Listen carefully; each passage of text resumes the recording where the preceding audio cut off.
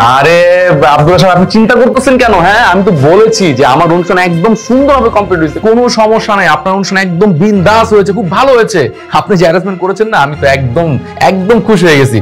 আচ্ছা আচ্ছা, ঠিক আছে বাবা, কোনো সমস্যা নাই। আমি বললাম তো, এরপর থেকে যদি আমাদের বাসায় কোনো অনুষ্ঠান হয়, আমি আপনাকে দায়িত্ব দেবো। হ্যাঁ আচ্ছা আচ্ছা, ঠিক আছে, রাখছি। জি জি, ওয়ালাইকুম আসসালাম। আরে কি ব্যাপার, এই রুমের দিকে এভাবে তাকাচ্ছ কেন? এদিক ওদিক কেন তাকাচ্ছ? কি আমার বাসাটা পছন্দ হয়নি? আরে তোমার রুমে না আমার অনেক ঠান্ডা লাগছিল।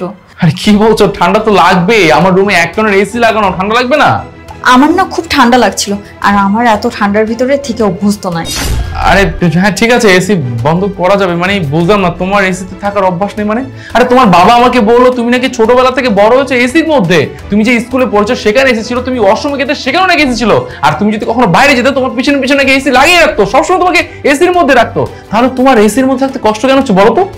আরে আমার বাসায় তো এসি ছিল, ওই যে ছোট ছোট এসি গুলো আছে না। আরে ওটাকে এসি বলে না, ওটাকে বলা হয় এয়ার কুলার। ওটার থেকে ঠান্ডা বাতাস বের হয়। আরে তোমার বাবা তো অনেক বড় চাওয়াজ। আমাকে কি বলছে জানো? আমাকে বললো যে আমার মেয়ে একেবারে গরম সহ্যই করতে পারে না, সারা জীবন সে ছোটবেলা থেকে বড় হয়েছে এসির মধ্যে। তার মানে এই হচ্ছে তোমাদের এসি, তাই না? না না, আমি তো তোমার সাথে মজা করছিলাম। আমার বাসায় এরকমই বড় বড় এসি ছিল।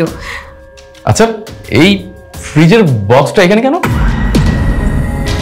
আরে এটা তো আমার ফ্রিজ। এই ফ্রিজটা না আমি ছোটবেলা থেকে ব্যবহার করি। এই ফ্রিজটা আমার কিছুই ভালো লাগে না, আমি খেতে পারি না, ঘুমাতে পারি না, কোনো কিছু করতে পারি না। এই জন্য না এই ফ্রিজটা আমার বাবা আমার সাথে পাঠিয়ে দিয়েছে। আমি সিদ্ধান্ত নিয়েছি এখন থেকে এই ফ্রিজটা আমার বেডরুমেই থাকবে।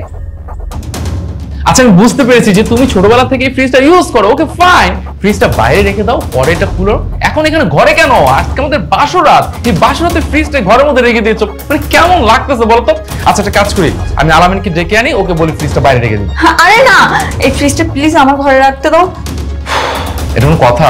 মানে তুমি একটা ম্যাচুড মেয়ে কি কথা বলতেছো এগুলো বলো তো? মানে ফ্রিজ কেন ঘরে থাকবে? ফ্রিজ বেডরুমে থাকে? ফ্রিজ তো বেডরুম থাকার জিনিস না, ফ্রিজ থাকবে ড্রয়িং রুমে। দাঁড়াও এক মিনিট, দাঁড়াও, তোমার মাথা না খারাপ হয়ে গেছে বুঝছো? আমি তোমার কোনো কথা শুনবো না। আমি এখন আলামিনকে ডাকতে দিচ্ছি, ওকে বলতেছি ফ্রিজটা বাইরে রাখতে। দাঁড়াও এক মিনিট। আলামিন, আলামিন।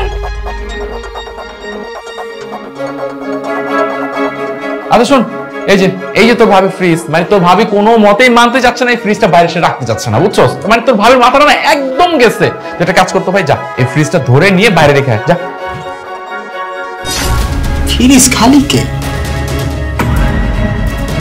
ভাই বিদ্যা তো ফ্রিজ নাই, মাল। মাল? মাল মানে? মানে মানুষ মানুষ মানুষ মানে?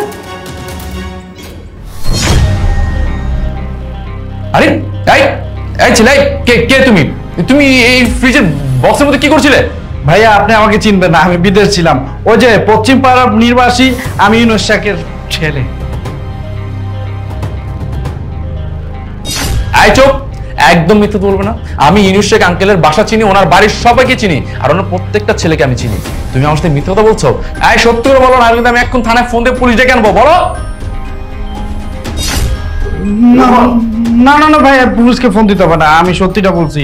এই বলে দেই, আমি ওই পরশের বয়ফ্রেন্ড। আজকে ওর বিয়ে তো, তাই ওর সাথে দেখা করতে আসছি। কি? পরশের বয়ফ্রেন্ড মানে? এই পরশ, এই ছেলেটা কি বলতেছে? এই ছেলেটা তোমার বয়ফ্রেন্ড? না মানে হ্যাঁ, এই ছেলেটা আমার বয়ফ্রেন্ড। কারণ ও না আমাকে অনেক বেশি ভালোবাসে, এই জন্য আজকে ও আমার সাথে দেখা করতে আসছিল, আমাকে ছাড়া থাকতেই পারছিল না।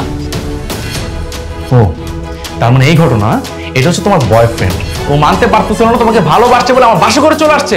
আচ্ছা তোমার সাথে আমার কোনো সম্পর্ক নেই তাই না? তোমাকে আমি দেখে শুনে পছন্দ করে বিয়ে করেছি। আরে তুমি যদি আরেকটা ছেলেকে পছন্দ করে থাকো, তাকে ভালোবেসে থাকো, তুমি আমাকে বলতে, আমি নিজে থেকে সরে যেতাম। তুমি আমাকে বিয়ে করে কেন আমার জীবন নষ্ট করো বলো তো? আচ্ছা ঠিক আছে শোনো, তুমি যদি এই ছেলেটাকে ভালোবাসো তাহলে ওকেই বিয়ে করো, ওর সাথে সংসার করো। আমার সাথে সংসার করার কোনো প্রয়োজন নাই। তুমি প্রথমে এই রুম থেকে বেরো, বেরো। আমি এখন তোমার বাসা সব মানুষকে ডাকবো। বেরো বেরো, এই সব বেরো, বেরো।